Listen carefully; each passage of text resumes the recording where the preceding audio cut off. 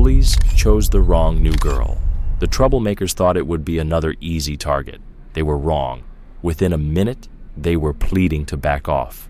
"Look what the wind dragged in," Tyler Morrison joked, stepping into Zara Williams' path in the crowded Lincoln Academy hallway. "At least this time they didn't send someone uglier," he added with a smirk. 50 students went silent. Phones came out. Everyone expected a public shaming. Zara, just 17, and on her second day at the elite Connecticut school, didn't flinch. Her mother had sacrificed to get her out of a rough neighborhood, only to land here. Jake Sullivan sneered, "What's the matter? Can't talk?" Brandon Pierce completed the circle. "Maybe she likes bananas for lunch," he said, drawing nervous laughter. Zara inhaled slowly. Her eyes held no fear, only a dangerous calm. "Excuse me," she said, voice cutting through the hallway like a blade. "I need to get to class." Tyler laughed louder. "Wrong school, sweetheart." Then Zara smiled, a small, unsettling smile that made a few students instinctively step back. "Interesting," she murmured. "Tyler Morrison, the mayor's son. Jake Sullivan, heir to the big car dealership. Brandon Pierce, your family owns the top law firm." The boys froze. "How did she know that? You think you can pull this stunt, and it won't come back to haunt you?" Her tone stayed soft, but carried a confidence that made Tyler hesitate. He stepped forward. She didn't move. "I'd think twice before finishing that sentence," she warned. Her eyes locked on his. Her stance, feet planted, fists relaxed but ready, was unmistakable to anyone who'd trained in self-defense. "Is there a problem here?" Principal Reynolds' voice sliced through the tension. "Nothing at all, sir," Tyler said quickly, wearing his practiced honor student smile. The principal glanced at Zara. "Everything okay, Ms. Williams?" "Perfect," she replied, still wearing that calm, knowing smile. "Just getting acquainted with my new classmates." As the crowd dispersed, the trio walked off with dark looks. Zara turned to her locker, hands steady, breathing even. She carried a secret that would upend the school and teach those boys a lesson they'd never forget. Over the next 3 days, their harassment escalated. Soaked books in the bathroom, her backpack hung from the tallest courtyard tree, ugly words sprayed on her cafeteria seat. "She'll crack soon," Jake whispered. "By Monday, she'll beg to transfer," Tyler predicted. What they didn't know? Zara documented every single act. Zara's quiet plan. Zara documented everything. Every threat, every ruined book, every time the trio cornered her with their phones ready to capture her reaction. But Zara Williams wasn't just a shy new student. At 12, after seeing her younger brother beaten by a gang of older kids in Chicago, she joined a community boxing and jiu-jitsu program.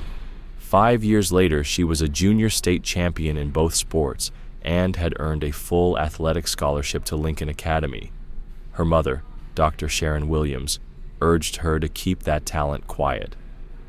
"Let them know you as a student first," she'd said.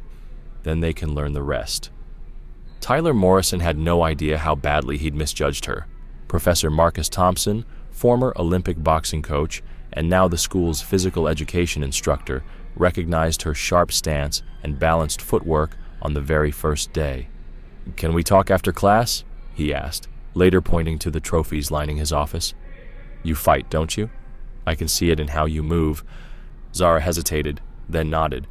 "My mom preferred not to mention it," she admitted. "Smart," Thompson replied, "but those boys are crossing the line, and it can't continue. There's a way to end this without a single punch. Do you trust the system?" Zara gave a bitter laugh. 3 complaints against Tyler this year. Nothing happened. His father bankrolls half the school. Then we'll handle it differently, Thompson said, sliding a form across the desk. Monday afternoon, the school board meets. Many key parents will be here. Sign up for a martial arts demonstration, officially to showcase our athletic program. Unofficially, he smiled. They'll finally learn who they're provoking. That weekend, while Tyler posted mocking stories online, Zara trained in her basement. Each jab at the heavy bag carried a week's worth of quiet anger. Every dodge replayed the sneers she'd endured. Her mother watched, uneasy. "Are you sure, honey?" "I tried it their way, polite, silent, reporting them," Zara said, sweat on her brow. "Nothing worked. Now I'll do it my way." Monday morning, Tyler bragged to Jake and Brandon. Today she breaks. By recess, she'll be begging. He never noticed Zara behind them, checking a message on her phone. Demonstration confirmed. 3 p.m. gym. Investors present. Show them what you can do. Coach Thompson. By mid-afternoon, the gym filled with parents and board members. Tyler prepared his final act, convinced he'd force Zara to cry before the crowd. He didn't realize the real performance was about to begin, and that the quiet new girl he'd underestimated was about to rewrite the story in front of the entire school. The moment the tables turned. "After today," Tyler Morrison bragged, "she'll finally know her place." What he didn't see was the phone tucked inside Zara's history book, quietly recording every cruel word. For 3 days she had gathered a mountain of evidence, photos of vandalized belongings, screenshots of threats, and audio of every taunt. At exactly 3 p.m., the gym filled with parents, board members, and major donors. To Tyler's shock, his own father, the town's mayor, sat in the front row. "Today we welcome our newest athletic scholar," announced Coach Marcus Thompson, his voice echoing across the bleachers. "State junior mixed martial arts champion, Zara Williams." The color drained from Tyler's face. "State champion?" Jake muttered. "No way."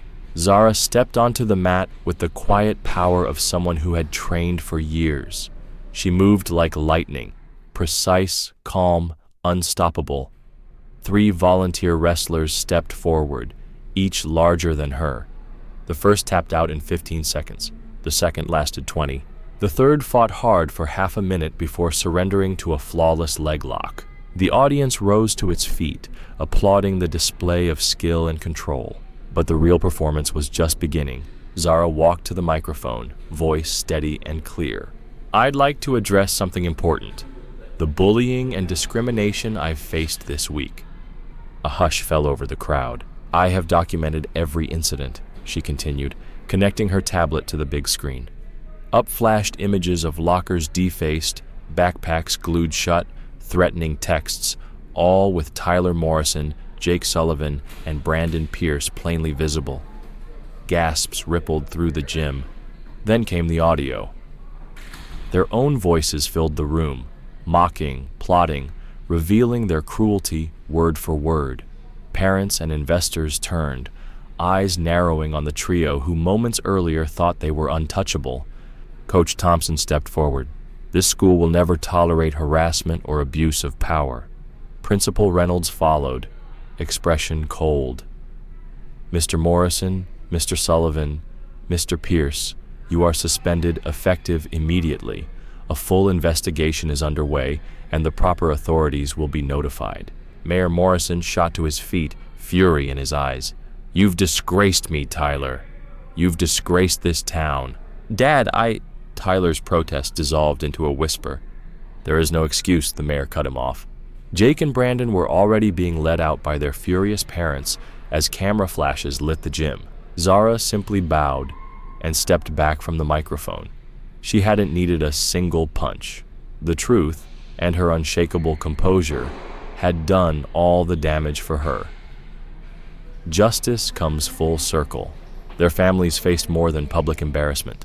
Investigations for hate-related offenses were already underway. Through it all, Zara remained centered on the mat, calm as royalty. There was no gloating in her eyes, only the quiet certainty of someone who had let truth speak louder than anger. As reputations collapsed and excuses vanished, one question lingered. How would 3 boys who believed themselves untouchable handle real consequences? 6 months later, Lincoln Academy was transformed. What had once been a school dominated by privilege now stood as a national model for inclusion and respect. Zara Williams, now captain of the martial arts team and president of the student council, walked those same halls with confidence. Students of every grade approached her not with fear but admiration. "Zara, can you help me?" asked Madison, a timid freshman. Some boys in 8th grade are bothering me. Of course, Zara said with a warm smile. Let's talk after class.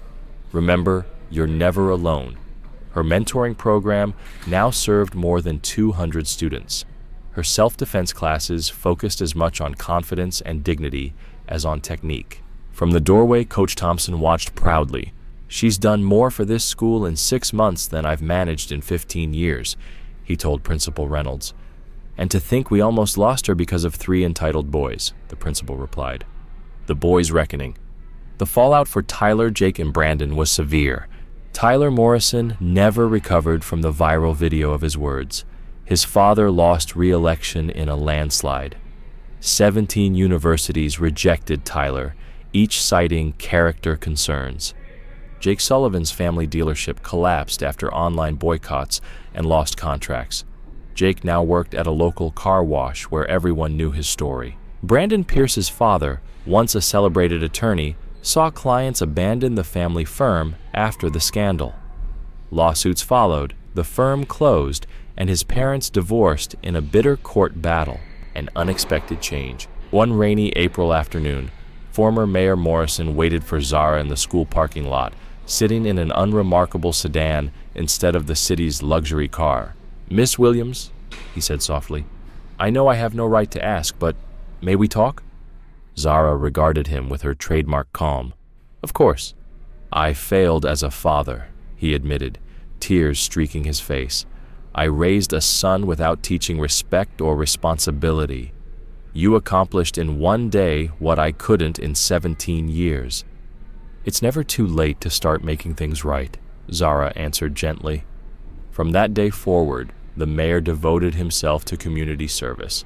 Slowly, Tyler began to join him. It was only a beginning, but it was a start. Graduation day. When commencement arrived, Zara was named valedictorian.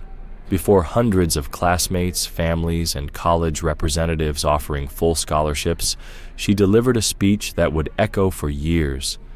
"A year and a half ago, I walked into this school trying to stay small and unseen. I thought invisibility was safety. But real strength comes not from hiding, but from the courage to stand in the light and show who we truly are. When we face injustice, we always have 2 choices: remain silent or rise." The auditorium erupted in a standing ovation. Zara's journey from target to leader had become more than a personal triumph.